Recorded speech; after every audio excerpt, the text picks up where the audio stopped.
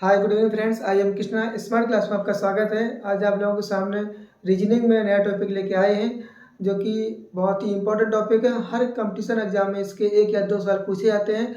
तो इस टॉपिक का नाम है सिटिंग अरेंजमेंट, यानी कि बैठक व्यवस्था। तो आइए देखते हैं इन सवालों को कैसे सॉल्व करते हैं।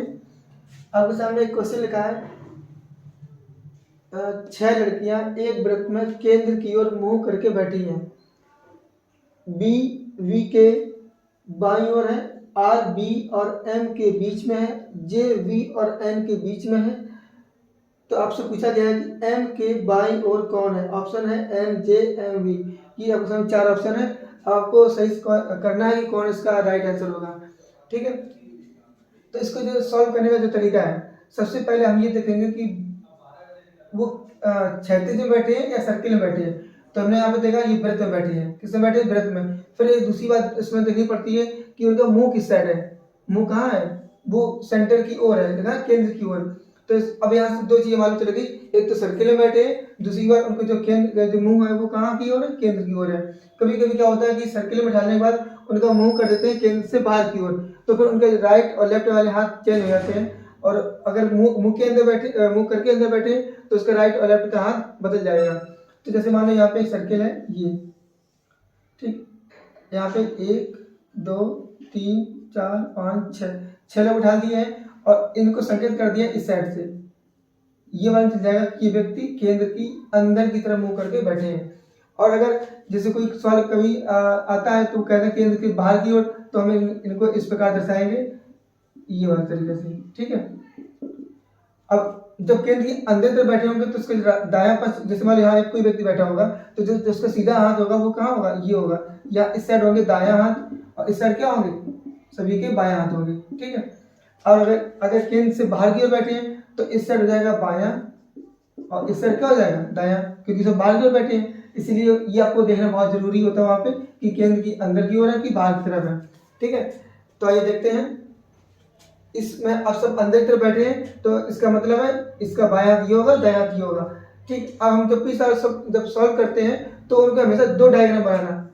2 डायग्राम से क्या होगा, आपको सवाल लगाने में आसानी होगी। ठीक है, अभी मालूम चलेगा कि 2 डायग्राम हमने क्यों बनाए हैं। देखो, 6 लड़कियां हैं, अब वो केंद्र की ओर मुंह करके बैठी है। सबसे पहले यहाँ से आपको ये पकड़ना है कि बी वी के बाईं ओर है। वी बाई ओर है कि बी बाई ओर है? तो आपसे देखो, जिसको यहाँ पे कोमा लगा दी उसको बंद कर लो। उसको बंद कर लिया। अब पढ़ेंगे यहाँ से वी के बाई ओर है, इसका मतलब है वी के जस्ट बाई ओर कौन है? बी है। ठीक, एक पॉइंट यहाँ से क्लियर हो गया। सेकेंड यहाँ से देखते हैं कि आर बी और एम के बीच में। देखो, आर को बंद कर लो। अब यहाँ बी और एम के बीच में कौन है? बी और एम के बीच में आर है। तो यहाँ पे देखो, यहाँ हम लिख रहे बी, यहाँ पे लिख रहे एम। ठीक, और इनके बीच में डाल रहे हैं हम आर। ठीक, यहाँ पे बी, यहाँ पे एम, यहाँ पे बैठा दिया आर। अब सेम यही डायग्राम हम, अगर हो सकता है कि इसमें जो पॉसिबिलिटी बन रही है, हो सकता है एम इस साइड हो और बी इस साइड हो। ठीक, और आर तो आपके बीच में रहेगी, ये भी पॉइंट हो सकता है, इसलिए हमने दोनों डायग्राम एक साथ लिख दिए हैं। ठीक, अब उसने कह दिया है कि वी और एन के बीच में है। अब इसको जिसमें कोमल लगा उसको बंद कर लो।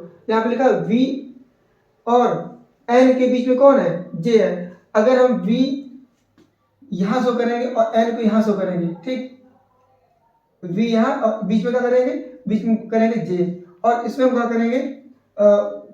v, इसमें भी कर रहे हैं v और n, मान इसमें हम कर रहे हैं पॉसिबिलिटी जो देख रहे हैं वो भी यहाँ कर रहे हैं, यहाँ पे कर रहे हैं v और यहाँ पे कर रहे हैं n, और बीच में कर रहे हैं j। ठीक, क्योंकि ये भी पॉसिबिलिटी हो सकती है। अब आपसे क्वेश्चन ये पूछा गया है, अब अभी पूछा नहीं गया, इसमें एक चीज और बाकी रहेगी कि v के बाईं ओर, v के बाईं ओर कौन है? b है।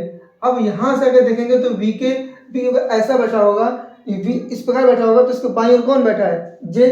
इसका मतलब है इस डायग्राम में कहीं ना कहीं मिस्टेक है, तो इसके लिए हम यहाँ पे बदलेंगे, यहाँ पे बदलेंगे n और यहाँ बदलेंगे v।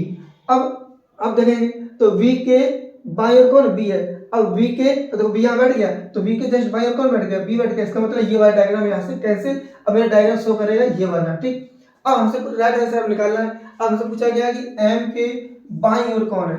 m के बाईं ओर। अब m कहाँ है? ये है। m के बाईं ओर, जैसे m इस प्रकार बैठा है तो बाईं ओर कौन है? ये है। तो इसका राइट आंसर क्या हो गया? n। इसका राइट आंसर क्या हो गया, एन हो गया। तो हमेशा दो डायग्राम साथ लेके चलना, तो आपको आसानी रहेगी कि सवाल सॉल्व करने में, ठीक है। इसका नेक्स्ट पार्ट देखते हैं, नेक्स्ट क्वेश्चन देखते हैं। लिखा है कि 6 लड़के ABCDEF एक पंक्ति में पश्चिम की दिशा में मुख करके बैठे हैं। फिर से आपको वही बात पकड़नी है कि पंक्ति में बैठे हैं कि सर्किल में बैठे हैं। तो पंक्ति में बैठे हैं तो पंक्ति आपकी इस प्रकार होगी, ठीक। दो पंक्ति बना लो, बना ली दो पंक्ति, ठीक। अब सबके मुख किस साइड है, पश्चिम की साइड में। तो उत्तर ऊपर, उत्तर नीचे दक्षिण, पूर्व इधर, पश्चिम इधर। तो इसका मतलब सबके फेस किस साइड होंगे, इस साइड होंगे, ठीक, इस साइड। सबके फेस इस साइड होंगे। जो सबके फेस इस साइड होंगे तो ऊपर जो हाथ होगा वो क्या होगा, दायां हाथ होगा। ऊपर हाथ क्या होगा, दायां। नीचे क्या होगा, बायां।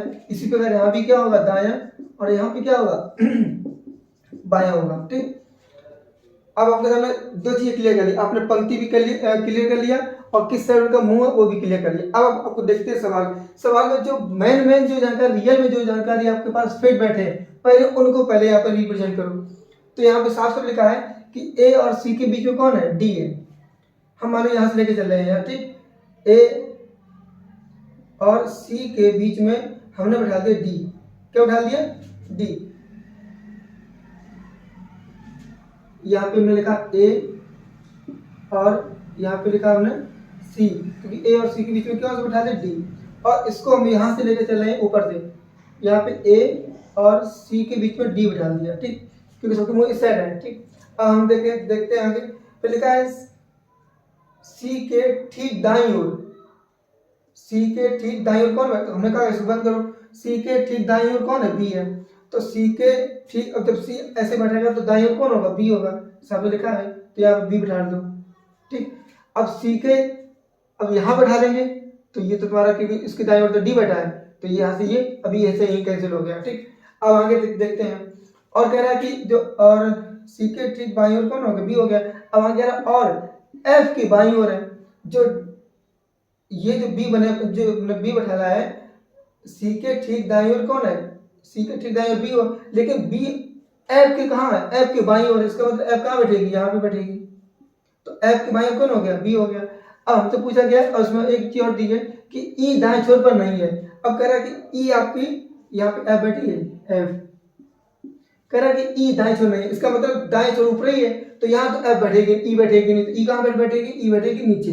कहाँ बैठेगी, नीचे, ठीक। अब हाँ, तो हमारे सामने 1 2 3 4 5 6 लोग बैठ गए हैं। अब हमें ढूंढना है जो आपसे क्वेश्चन पूछा गया है। आपके सामने क्वेश्चन पूछा गया है,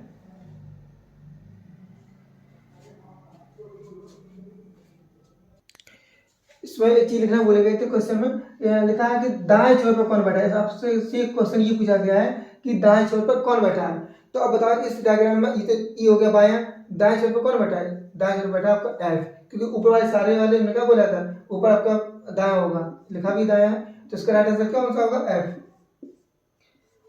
इसी प्रकार हम सभी सवालों को सॉल्व करेंगे। आपको सिर्फ 3-4 चीजें वहां पर देखनी है, किस सर्किल में बैठे, किस क्षैतिज में बैठे हैं और किस साइड का मुंह है। अब उसके बाद फिर हम जो मैथ जो वैल्यू होगी उनको यहाँ पर शो करेंगे और हर एक सवाल के 2 चित्र वहां पर लेके चलेंगे, क्योंकि पॉसिबिलिटी वहां पे 2 बनेगी, हम ये भी कर सकते हैं वो भी कर सकते हैं। तो एक साथ 2 लेके चलोगे तो वहां पे आपको आसानी रहेगी, ठीक है। अगर आपको वीडियो अच्छी लगी हो तो प्लीज चैनल को लाइक एंड सब्सक्राइब करें। धन्यवाद।